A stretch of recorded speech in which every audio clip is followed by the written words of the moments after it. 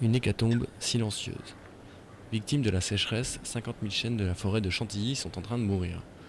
Cette essence, qui représente 50% des arbres du domaine, voit apparaître de nouveaux parasites. Nathalie Hirt, coordinatrice au parc naturel régional de l'Oise, constate les dégâts sur le terrain.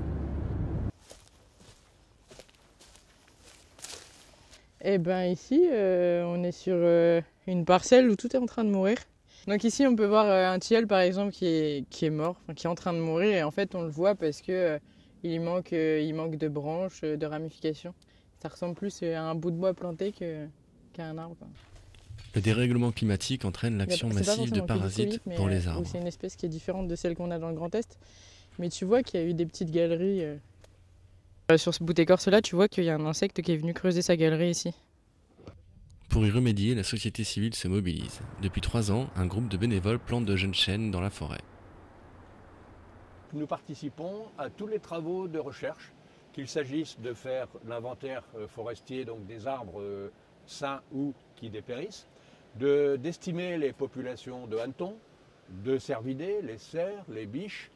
Nous avons également participé donc à des plantations de nouvelles espèces qui viennent plus du sud de la France, par exemple, de manière à voir comment elles vont s'adapter aux nouvelles conditions météo qui sont de plus en plus sèches et de plus en plus chaudes.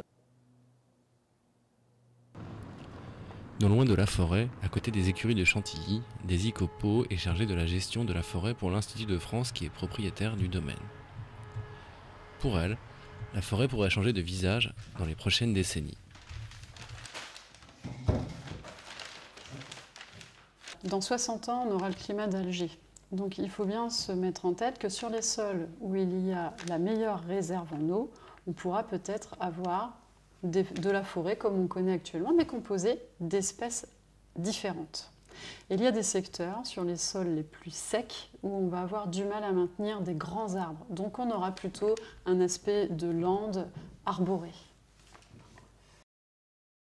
La forêt telle que nous la connaissons va donc beaucoup changer dans les prochaines années.